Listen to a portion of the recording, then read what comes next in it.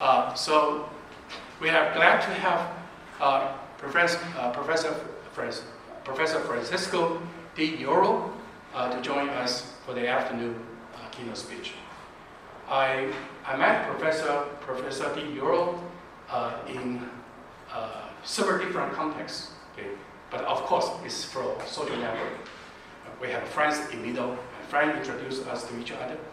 The friends, our common friends is in Vancouver, okay? And he said, "You are so close. Why you two not met each other?" So we finally decided to contact each other. He was in at that time he was in Shanghai and Nanjing, and I was in I'm here. And later on he moved to Tianjin Nankai University. Okay, so I will first give you his background, and basically it's been given here. Okay. So Professor Iorio is Associate Professor of Philosophy at Nankai University in Tianjin. His research interests focus on the philosophy of social science. Okay. So you can see why I put him after my talk, okay. Trying to see we do need the philosophy. Okay. And particular non-reductionism, methodology, individualism, okay. Hermeneutics, okay.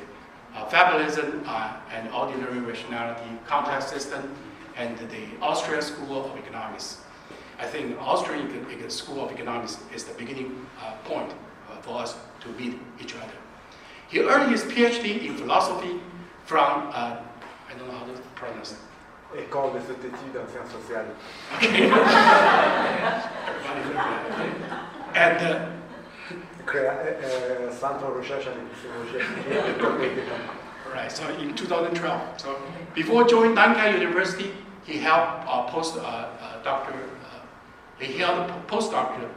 position at Duke University and also in Sorbonne University and in Paris, and teaching position at ESCP European Paris, Rusis University and Southeast University in China. That is the one in Nanjing. And Professor Iorio is members of the steering committee of the Asia Network for the Philosophy of the Social Science. So last year, I guess earlier this year, he just organized the first local conference for the Asia Network Philosophy, Social Science. Moreover, he has been awarded the Nankai 100 Young Academic Leader Programs Award and the Tianjin Southern Talents Program Prize. And so he will give us a talk which is about prediction in social science. So ladies and gentlemen, please join me in the word of Professor.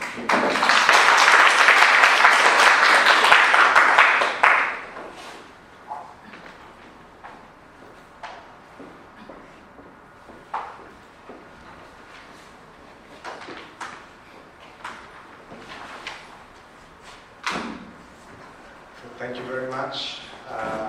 First of all, I would like to thank all the organizers of this conference. I'm very glad, and especially Professor Xu and Han Chen for his invitation. I'm very glad to be here today to talk about the problem of prediction in the social sciences.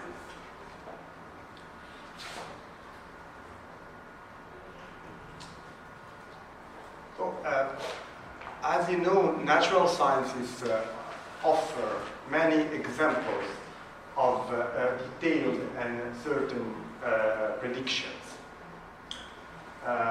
For example, astronomers have predicted that a total solar eclipse will be visible from Australia on October 10, 2098.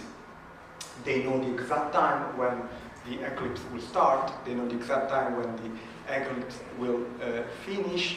The total duration will be 1 hour and 23 minutes. Regarding the social sciences, we don't have example of prediction of this kind. And social sciences do not offer examples of detailed and certain predictions. For example, no economist can predict the average price of milk in Australia on October 2098. Even short-term predictions are problematic. No political scientist can predict with certainty the outcome of the next French election, or whether or not a particular amendment will be approved by the UK Parliament next week.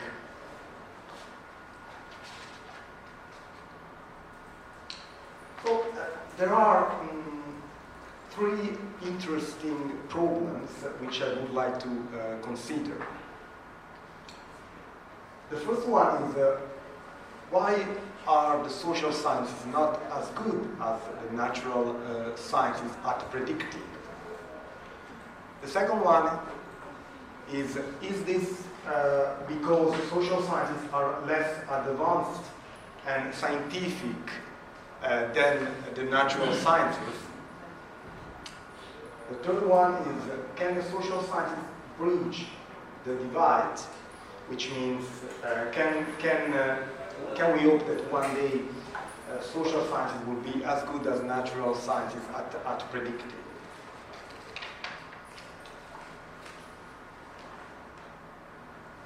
To answer these questions, I will focus on the work of two of the most important intellectuals of the 20th century, two Austrian intellectuals, the philosopher Karl Popper and the economist Friedrich Hayek, who were good friends and influenced each other. They both worked on the problem of prediction in the social science. As you know, Popper was one of the most famous, influential philosophers of the 20th century, and he is mainly famous for his criticism of induction and positivism, and he developed an approach called fallibilism. Hayek was one of the most influential economists of his generation. He received the Nobel Prize in Economics in 1974.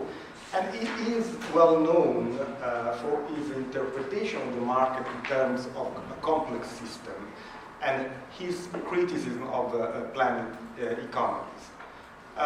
So Popper and Hayek shared a similar view on the problem of prediction in human sciences.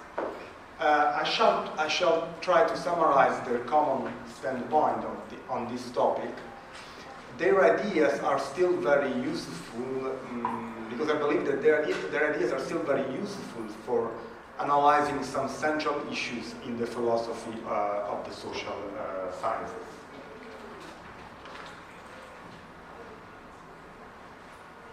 According to Popper and Hayek, prediction is problematic in the social sciences mainly because of three reasons. The first one is the lack of deterministic laws. Especially regarding human action, we don't have example of deterministic laws. Deterministic laws are perfectly general laws, such as, for example, every time a piece of metal is heated, it expands. Human action is not governed by deterministic patterns. We only know probabilistic regularities about human action, which do not describe certain outcomes, but only possible results. For example, we know that if one is insulted, one can throw a punch to the person who insulted him or her, but we cannot be sure about that. Maybe the person who is insulted will not throw a punch. And obviously, probabilistic regularities don't allow us to develop certain predictions. It must be stressed that the natural sciences also sometimes use probabilistic laws. For example, quantum physics, clinical medicine, or meteorology. We know, for example, that some treatments against cancer are effective only in 70% or 80% of cases. But there is a difference between natural sciences and social sciences, because social sciences use probabilistic laws. They almost always use probabilistic laws, while natural sciences use very often deterministic laws.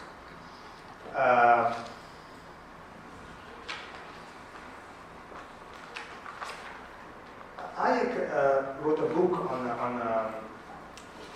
about cognitive psychology titled The Sensory Order, in which, in this book, he said that the reason why action is not deterministic is that human mind is a complex, self-organizing system that interprets the world on the basis of its past experience. Like all complex systems, the mind is a very open system. We continuously learn new things. This new knowledge affects our memory and the way we interpret the world. Because of this, individuals do not necessarily react in the same way to the same situation. I shall say more on what Hayek and Popper mean by complex systems later. The second reason why, according to Hayek and Popper, prediction is problematic in the social sciences is the unstable nature of the initial conditions of the explanation. This reason is, according to them, the most important reason why prediction is problematic in the social sciences. Let me try to explain this point. Every prediction is true, ceteris paribus. Ceteris paribus is a Latin phrase, term, which meaning other things being equal. If the ceteris paribus clause cannot be satisfied, because the initial conditions of the explanations are unstable, prediction is problematic. The initial conditions of the explanation are basically the causes of the phenomenon under investigations. The causes of social phenomena are human actions. Actions largely depend on what Hayek called agents' knowledge about particular circumstances of time and place. For example, temporary needs, personal needs, certain problems, new local information. This knowledge changes in a continuous and unpredictable way and is distributed among millions of individuals. The number of the unstable initial conditions is extremely large.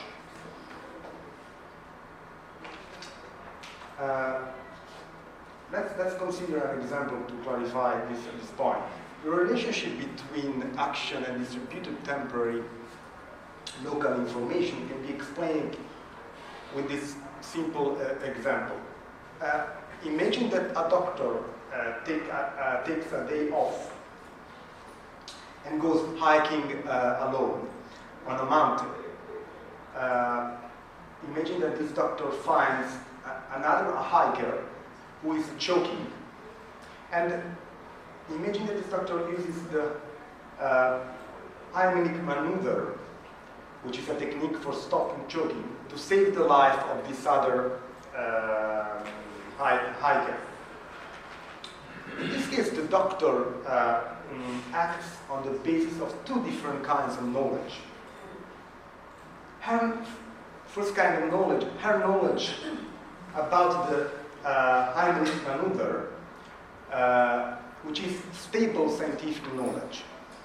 And the other knowledge which is used by this doctor is her strictly personal, circumstantial knowledge. Since this local information is not stable, it needs to be used very quickly before it is too late and the person who is choking dies. So, according to Iorio and Popper, when we act, usually we also use this kind of circumstantial knowledge, which we know just because we are in the situation, in a specific situation. So we usually act and face problems using both stable and unstable knowledge. Another example of circumstantial local temporary information are the preferences of the economic agents. The economic agents act on the basis of their preferences, which are precisely temporary. They are what I call circumstantial knowledge. And they change, they continuously change. So the reason, let's come back to the example of the solar eclipse.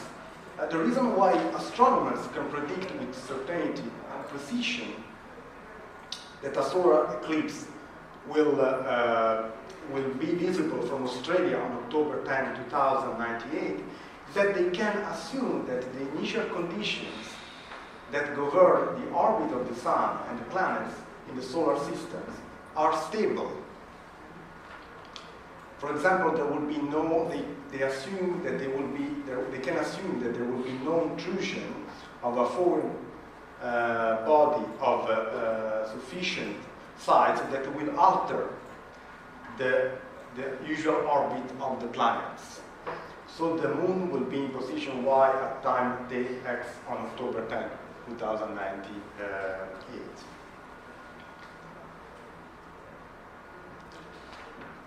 Now, that's the fact that the social phenomena are characterized by unstable initial conditions mean that these phenomena are radically different from natural phenomena. Hayek and Popper don't think so.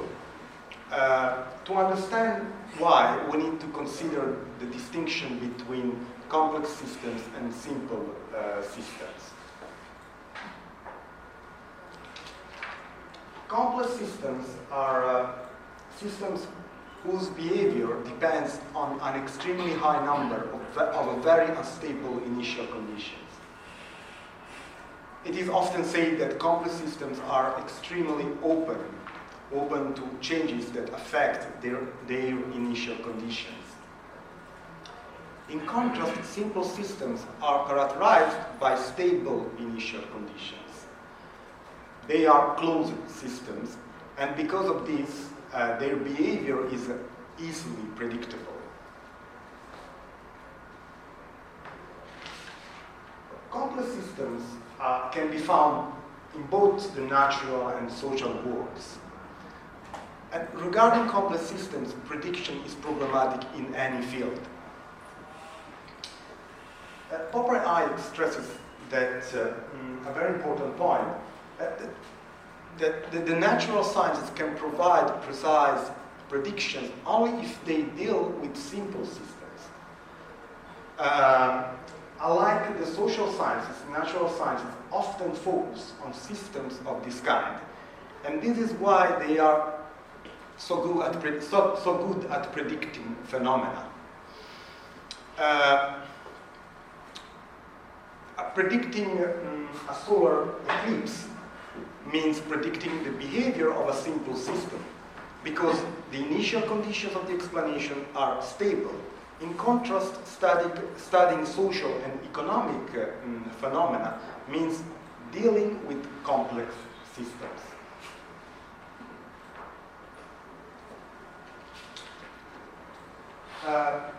So for Popper and Hayek, the view that the social sciences are less advanced than the natural sciences because they cannot provide precise quantitative prediction is misplaced. This view, in their opinion, this view is a mistake that stems from the fact that we tend to compare what should not be compared, which means on the one hand complex social phenomena, and on the other hand simple, often experimental or artificial physical systems. And Popper Hayek stressed that we are very far from being able to predict, even in physics, the precise results of a complex situation. Let's consider a very simple example. If, for example, we start a fire in a jungle, we cannot predict the precise results of this fire. For instance, how many square meters, how many square centimeters of the jungle will be affected by the fire, how many plants will be destroyed by the fire, by what time will the fire be over. We cannot reply to this answer. Similarly, we cannot predict the complete and precise consequences of a thunderstorm. This is because we cannot know and control all the relevant initial conditions and assume that they are stable. For example, every little change in the wind direction or in the humidity level will affect the behavior of the fire.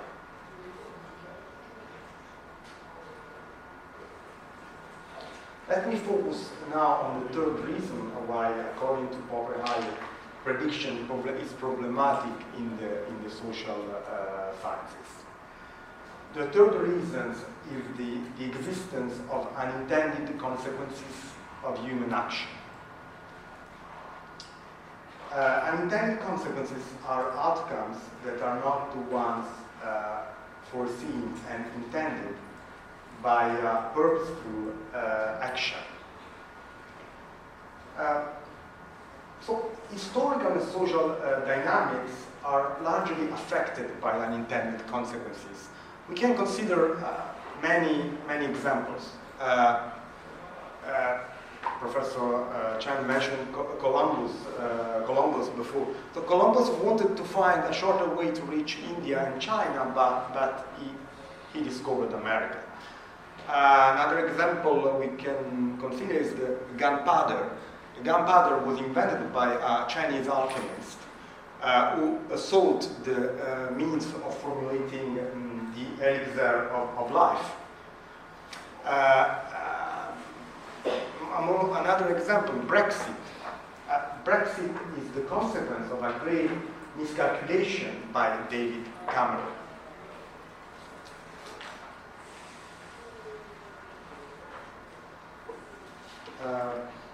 Unintended consequences can sometimes be dangerous, as shown by this cartoon, but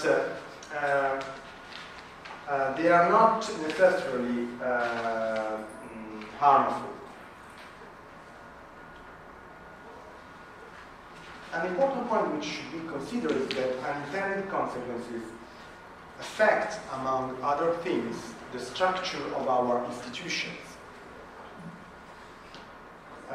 According to a hyper-rationalistic tradition, all social institutions, which means language, money, cities, states, markets, and so on, developed because they were invented by a smart legislator to improve social life. Popper and Hayek argued that actually many social institutions developed unintentionally, which means neither because they were invented by a legislator nor because of an agreement between men. I will consider now some examples to clarify this point. First example, human language. Humans could not create languages because, by contract and rational discussion, because this would require them to already possess a language. The first words were not established by a mutual agreement, but derived from screams of fear, joy, alarm, or complaints of hunger, thirst, and so on. Our primitive ancestors screaming at the sight of a dangerous beast was not an intentional contribution to the development of language. However, simply by behaving in such a way, they intentionally created the presuppositions for the formation of a specific word. Today, we still have examples of onomatopoeic sounds, words, like in English, boom, knock, bang, and also in Chinese there are words of this kind.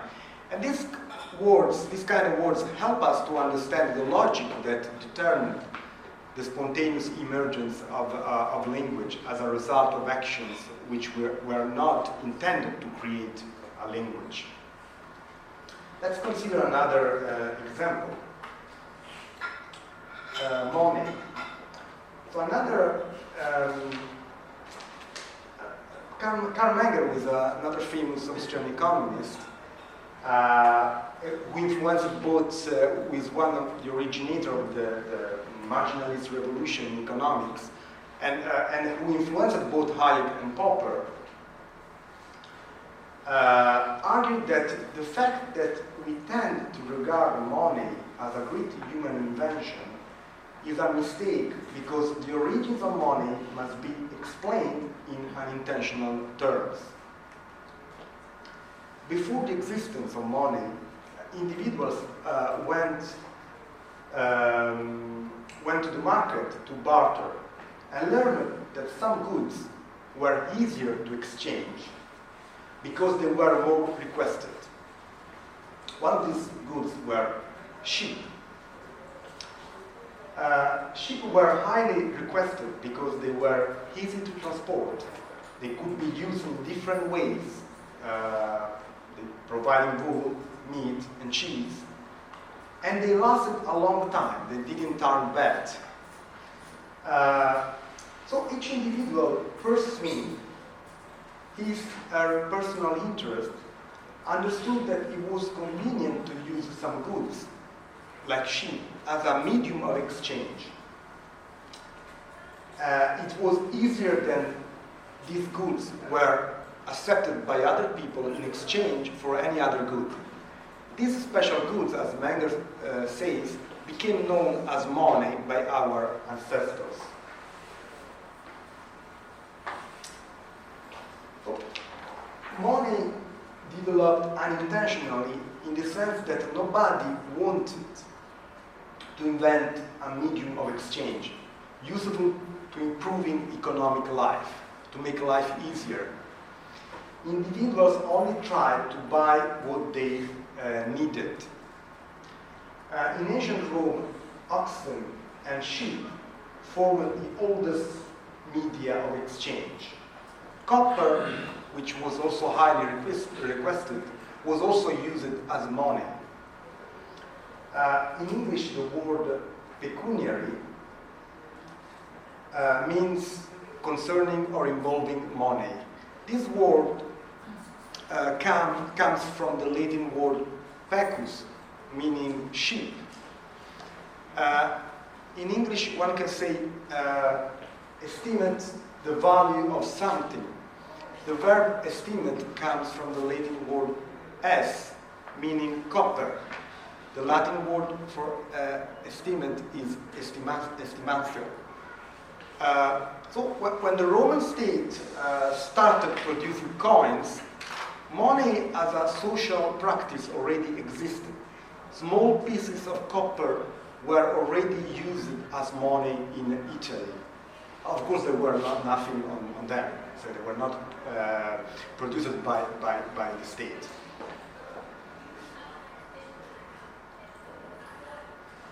So why do unintended consequences exist?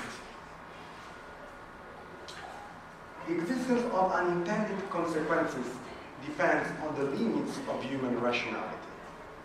More precisely, it depends on three reasons, according to Popper Hayek. First reason, the consequences of an action are infinite. For example, if a couple decides to have a child, almost every action of their descendants will be an unintended consequence of their decision, as well as all actions of all descendants of their child.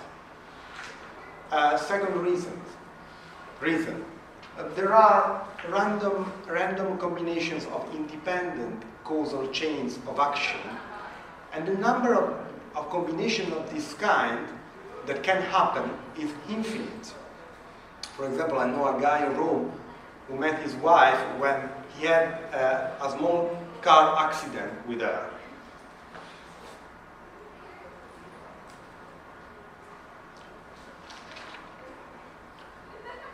Third reason, the complexity of social systems whose initial conditions change in a continuous and unpredictable way fosters the random combination of independent causal chains of action. In other words, the rapid change of personal circumstantial information fosters these random combinations.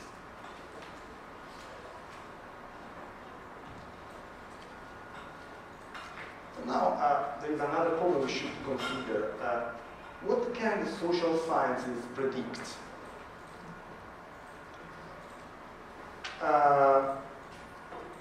According to Popper and Hayek, since the social sciences deal with complex systems, they can only provide explanations of principle,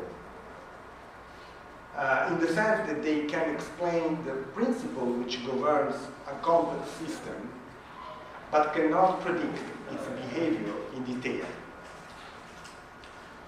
For example, economists can explain the principle which governs a market and predict under which circumstances prices will increase or decrease, but cannot predict with certainty and in quantitatively precise terms the price of a particular good during the next 10 years.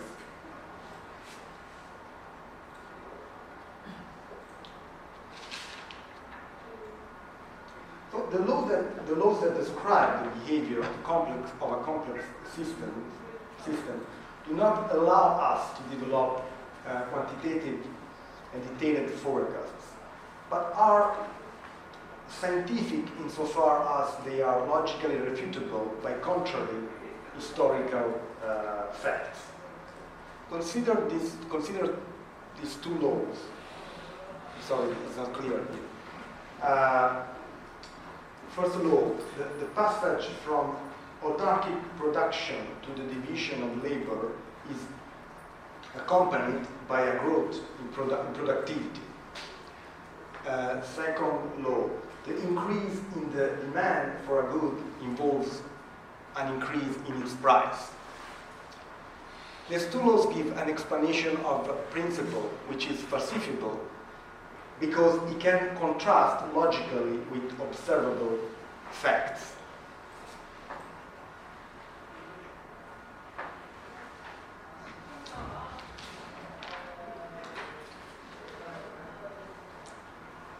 Another point which need to be stressed is this one. The laws that describe the behavior of a complex system, in general terms, are like all kinds of laws, ceteris paribus valid. However, while the laws about simple systems are ceteris paribus valid in the sense that they are used assuming that all the initial conditions that affect these systems are stable, The laws about complex systems are ceteris paribus valid only in the sense that these laws are used assuming that only some initial conditions are stable. Let's consider again the law. The passage from autarkic production to the division of labor is accompanied by a growth in productivity. This law is valid. In spite of continuous of the continuous change of the distributed circumstantial information. For instance, in spite of the continuous change of the economic preferences. However, it is not valid in the sense that the growth of productivity will be entailed unconditionally by the introduction of the division of labor. We can imagine many variations of the border conditions, such as a war or a pandemic like the Black Death, which could impede this growth.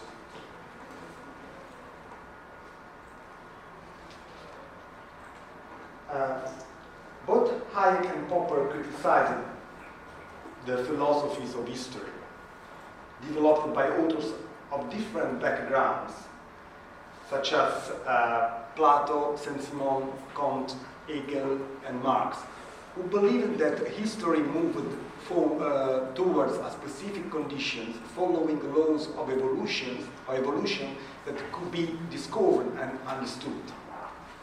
During the 19th century, the Judeo-Christian concept of time merged with a scientific idea that was very popular at that time. That is the idea that if correctly applied, scientific methods could allow us to predict in detail any kind of phenomenon. This had a profound impact on the way many intellectuals considered history, as well as on the relationship between the past and the future. Given that social systems are complex systems that are characterized by the emergence of unpredictable unintended consequences, Popper and Hayek regarded the philosophies of history more as prophecies than as scientific predictions.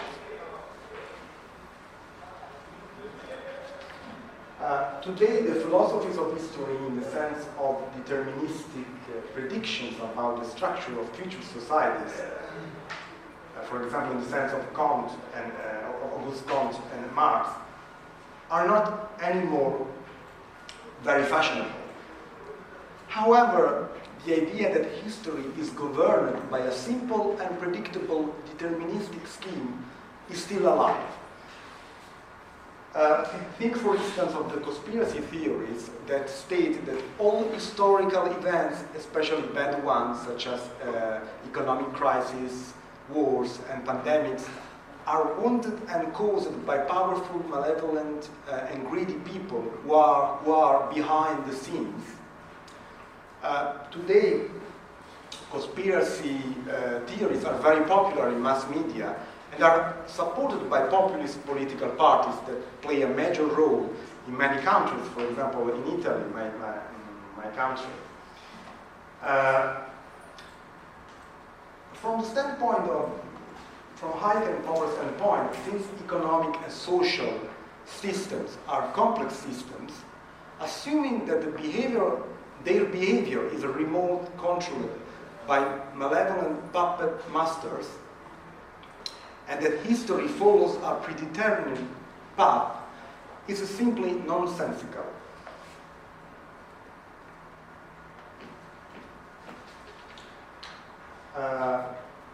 Given that the future is open in the sense that it is not predetermined and thus cannot be predicted, Popper argued that it's our duty to remain optimists about the future.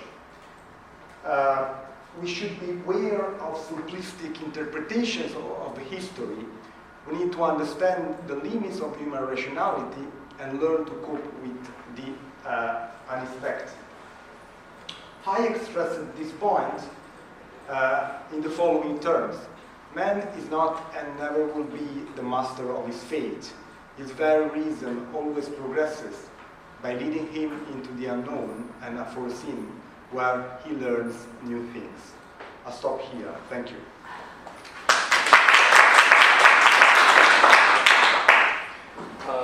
So we are running a little late, but we still have 10 minutes for questions. So any questions?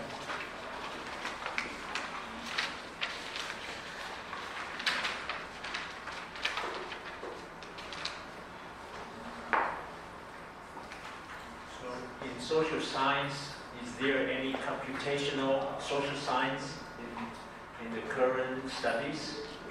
Yes. Maybe should. Yes, there is a field called computational social science. And I think the first books with that title appeared in 2009 or 10. But that was an editing volume, four books, okay, 4 volumes. It's a collection of 60 articles, which has already been published before early 2000. Okay, so all the way from the middle 1960 to 2000. They try to identify an area called computational social science. That is even before big data. But later on, the big data happening at 2012, they have another version of computational social science with big data. So yes, so there's computational social science. So is that help to predict the solve future? I don't think that's. Computational social science can predict the future. I know because they limited some initial conditions, as you said. Eliminate many conditions and consider only few. You cannot take. You can do some prediction, of course. Yeah. I don't know. Maybe you can add something about it. So I think we have to distinguish 2 things. One is when we do the policy, okay, we do policy design. We want to know the consequence of this policy. Okay, if you use the conventional analytical model, sometimes it just restricts the way you can imagine what will happen. For example, the unintended consequence that may not be easy to detect. Computational social science, they do the simulation. Okay, they allow you to have more space to imagine what may happen if you do something. Okay. So that is not easily to be get analytically. So I guess from that viewpoint, it helps you to build up the way to imagine some accident. Okay, but it doesn't mean that it can predict after the policy what exactly will happen. Yeah. Okay.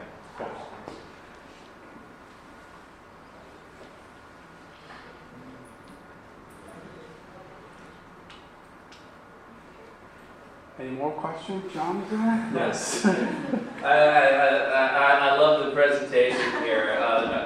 All the exciting ideas you had, particularly about your metaphor of transforming, between physical and cyber worlds. And that made me think of, Francesco, and your distinction between complex systems and simple systems. But is it a world where those are 2 mutually exclusive categories? You can never move from one to the other. There's not a gray area in between where somehow some of these parts or aspects of these complex systems can be translated into sort of a new cyber thing that then becomes a simple system in your scheme? Is there ever a way to transform or move between the 2? Okay, will you? Yeah. All right. My answer was applied by philosopher.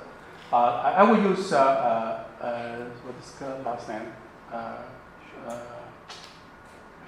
What's the first name? Schopenhauer. Schopenhauer. Schopenhauer.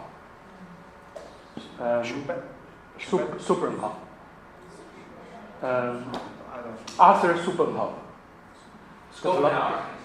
Schopenhauer, the philosopher Schopenhauer. The word is my will and representation. Oh, Schopenhauer. Yeah, Schopenhauer. Yeah, I use this one. Because when we talk about simplicity, complexity, okay, it's hard to say who look at the word. Okay, so generally when we say physical system, social system, humanities, and in terms of complexity, generally we agree. Physical system could be most simple one. Then come to biological system, And to social system, humanity, human is always the most complex being. Okay? But that still depends on who are the watcher and his mind. So following Arthur Schopenhauer, I cannot pronounce his name correctly, follow his philosophy, right? So my word and his word are not the same, right? So for example, in terms of granularity, okay, if my word is rather simple in terms of I have very coarse granularity to look at the word, then even the complex word for me is just 0 and 1 interchange. So that could be simple. But for Professor Iorio, okay, he has a very final granularity to look at the word. So even the 0 and 1 and many detail he can see, which I can. So even that detail which make it be a complex word, a simple word, which I consider be complex in his mind. So yeah, it's very interesting what you say. Just I mean, both Hayek and Popper were very pessimistic. But they say social systems, in their opinion, we cannot, we will never be able to predict in detail the behavior of the systems. And the main reason for that is the one I tried to explain with the example of the Iorio maneuver.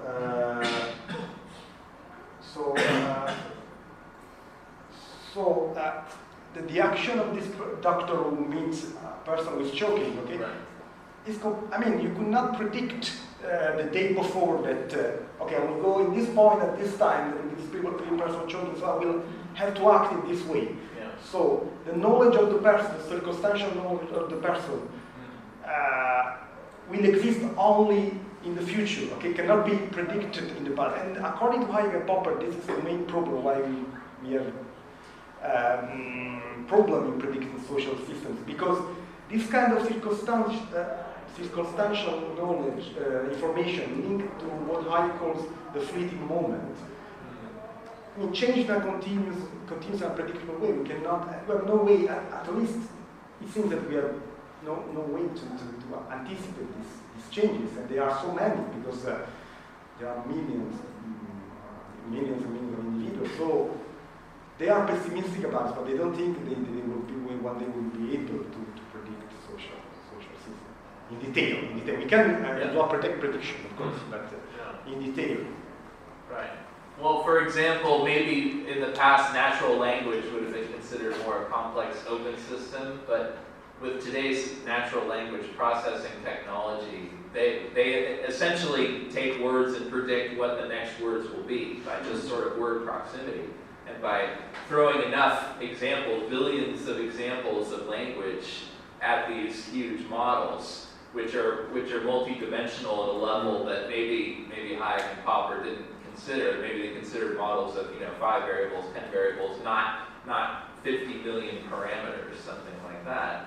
Now that practical technology, which predicts what people will say next or need to say, works at some level, works well enough that we can interact with smart speakers and things like that. So I was just wondering if that, in the natural language example, if that's now a simple system because they constrained it enough so that they the number of the possibility I think is smaller. I mean, there's a word and then you have some possibility. Yeah. Regarding human action, I think things are more complicated because again, consider this example. I mean, I will go out and then find the person choking. I mean, do you want to add something? Very cool. We have three more minutes, probably. Yes, Professor Lee. Yeah, thank you for all of your meaningful talk. And I ask you, what's the connection of the literature and the economic, or the philosopher and the literature? It's a connection. Because our students sometimes they confuse what's the value of the literature. So if I use the Google Map, they connect experience, economic, is combined all the empathy, the philosopher thinking how to read the novel, we can learn about the value. So can you give more example between the the connection, the literature and the economic and philosophy. Okay, so literature, economics, and philosophy. So philosophy is your part. So literature, economics. Okay, so I give my part and your part. Okay. So I think so. When I was a student, okay, I was econ student. Okay, so when I was a student, okay, when we study economics, okay, when we study history of economics, we study industrial revolution, which would be the best way to study to understand industrial revolution. And at that point, when the professor tells us you should read Charles Dickens's book, we don't understand why. Okay, but nowadays when we become a professor, I can fully agree with him. If we read Charles Dickens's work, we get lots of pictures, which story and the process. That part you can never get from the usual highly abstract, simplified economic models. I mean, to understand economics, you need to understand those people, how the decision be made. To understand how the decision be made, you need to understand their surrounding environment and how that surrounding environment has impact on their inner world. That part will never be taught in usual economics because we are rational men. We don't talk about emotion. We don't talk about feeling. We only talk about sophisticated, rational decision. That is the picture, I guess. We should try to live the balance. How we can make a balance, how we can self-correct ourselves, try to learn something from humanities. So I guess, yeah. So any of your questions about the value to study literature, please ask him to come to me.